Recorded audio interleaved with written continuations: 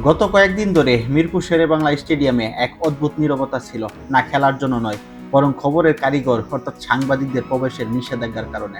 মাঠ থেকে নিউজ সংগ্রহ করা তো দূরে থাক, সংবাদকর্মীদের মৌলিক চাহিদা খাবার, ওয়াশরুম ব্যবহারের সুযোগটিও সংকুচিত হয়ে এসেছিল। বাংলাদেশ জাতীয় ফুটবল দলের সাবেক অধিনায়ক, কিংবদন্তি গোলরক্ষক আমিনুল হক যুব ও ক্রীড়া মন্ত্রণালয়ের দায়িত্ব নেওয়ার পরে যেন দৃশ্যপট বদলে গেল। প্রথম কর্মদিবসে সংবাদ সম্মেলনে উঠে আসে সাংবাদিকদের সমস্যার কথা। একজন সাংবাদিক যখন মাঠে কাজ করার প্রতিবন্ধকতা নিয়ে প্রশ্ন করেন, প্রতিমন্ত্রীর উত্তর ছিল সোজা সাপটা, সাংবাদিকরাই তো খেলার প্রাণ, তারা মাঠে না থাকলে খবর পৌঁছাবে কিভাবে। সাথে সাথেই তিনি ফোন দিলেন বিসিবির সিইওকে, নির্দেশ দিলেন কাল থেকে যেন সাংবাদিকরা চলাচল করতে পারেন।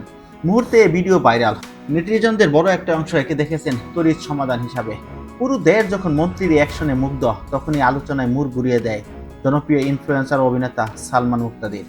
তার ফেসবুক পোস্টে তিনি সরাসরি কিছু মৌলিক প্রশ্ন তুলেছেন, যা এড়িয়ে যাওয়ারও সুযোগ নেই। সালমান লিখেছেন, তাহলে কি কালকে আমি শুধু একটা মাইক আর ক্যামেরা নিয়ে ঢুকে পড়লেই নিজেকে সাংবাদিক বলে পরিচয় দিতে পারবো? এটা কোনো খোঁচা নয়, এটা একেবারেই আন্তরিক প্রশ্ন।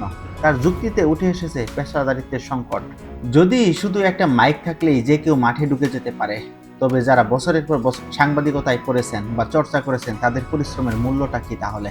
আগামী কয়েক বছরে অপেশাদার সাংবাদিকতার কারণে কোনো বিতর্কিত পরিস্থিতি তৈরি হলে তার দায় কি এই তাৎক্ষণিক নির্দেশের উপর পড়বে না? সাংবাদিক শব্দটা কি তবে কেবল একটি পরিচয়হীন গালিতে পরিণত হচ্ছে?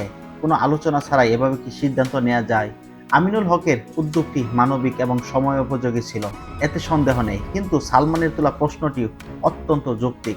মাঠের দরজা উন্মুক্ত হওয়া প্রয়োজন, তবে সেই দরজা কি কেবল স্বীকৃত পেশাদার সাংবাদিকতার জন্য নাকি সবার জন্য?